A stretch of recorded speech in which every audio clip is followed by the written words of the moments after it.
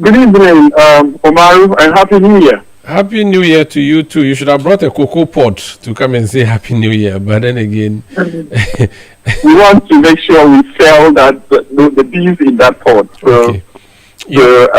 I'll get chocolate rather for you because there's a tilt towards value addition ahead of Valentine's at Day. least from yesterday's reform announcement. Chocolate for Valentine's Day tomorrow. Your constituency is not a cocoa growing area, is it? It's share rather. I have a lot of share trees. Okay. You will see usually a homogeneous landscape of share in my constituency. So you're welcome. Thank you. I would come and get some share nuts and then share butter. But you are saying that the haircut that has been given to cocoa farmers is justified.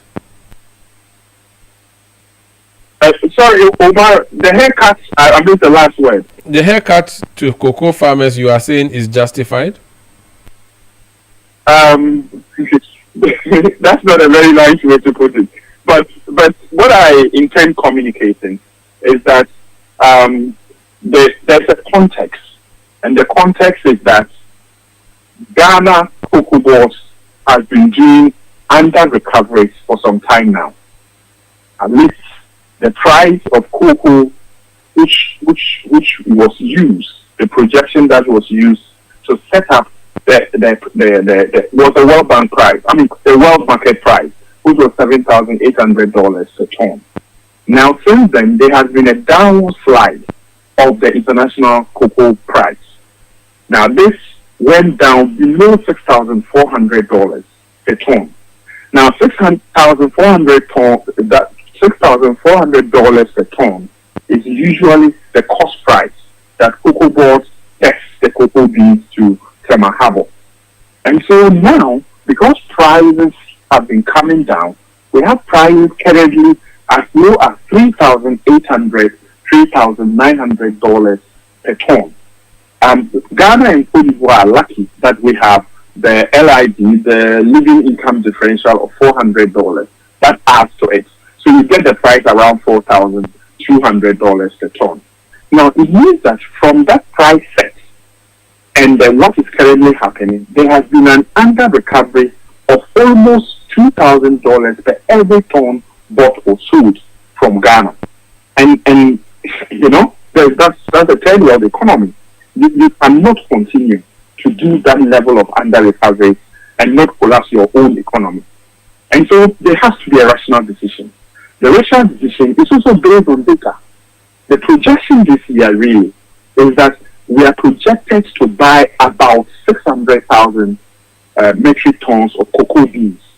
So far, as of yesterday, about 530,000 tons of the cocoa beans have already been bought. So technically, the quantum of cocoa beans left on the ground is not actually that much. We just have about 70,000 metric tons. And Umaru, you have to remember that this 70,000 metric tons left is not from different or new farmers. It's from the same farmer, usually. Because it's you know how these fields work. The cocoa pod gets ripe, you harvest it, and then you dry, bag, and sell. By next week or so, new pods ripe, and then you go and sell. So this is what has been happening. And so it's not as if it's new farmers. So what is happening here is that the farmers have got some being sold at the recent high price, and now the rest that is left with them is being told to be sold at the new price announced yesterday. And so we all need to make these sacrifices to be able to sustain the industry, because government and cocoa board, for that matter, with the kind of state it is, you cannot continue to sustain the under recoveries. Besides, we have surrounding countries that have conditions happening there. One of the conditions there is that there is actually low prices, and that's one of the reasons in the first place we've had a challenge of getting buyers. The off-takers find the surrounding countries cheaper to buy cocoa from, and so most of them went back to those areas to be buying their cocoa beans. Now, there's a fear of reverse smuggling, and so if you actually increase the price or maintain it where it is, there's a possibility that there will be a scheme to be able to do reverse smuggling of this cocoa back into Ghana for you and I as taxpayers to have to sacrifice our money in the under-recoveries that is occurring. And so it's not a plausible pathway. And so I think that with the small quantum of cocoa beans left, what has been announced is the best decision in the circumstance. And I believe that we have to educate our listeners to understand that it is just for the rest of the season. 2026-2027 cocoa season, there will be a new price that will be announced. Okay. And at that time, government will have implemented the new reform program of automatic adjustment. It means that there will be an automatic response to world market prices. If it goes higher, the farmer benefits. And the financing model is also proposed to change, which is that we then raise domestic bonds to be able to finance the process. It means that the cocoa beans that we buy, the country will have the luxury of determining what trading decisions to take. That way, we stand to benefit more, especially that 50% of that will be committed to local processing. That means value addition, that means additional job creation for our citizenry. So you and I will have to appreciate it and then pray that nothing goes wrong. If nothing goes wrong, Omaro, I'm confident that the cocoa sector will bounce back and we should be able to have more sustainable economic sector in cocoa to benefit from for everybody. So it's good that we are trying to fix the sector, but why should the cocoa farmer be the one to suffer? Why should the cocoa farmer be the one to make sacrifices of 1,000 plus? That's a lot. So, Omar, you got me on this one. I'm a representative of the people, and I wish that government had another way and capacity to be able to fill that difference. The fear, however, is that because of the nature of our trading, the country borders, and so on, if government is not careful, you commit a certain budget to say the 70,000 tons of cocoa beans that you are expected to mop up.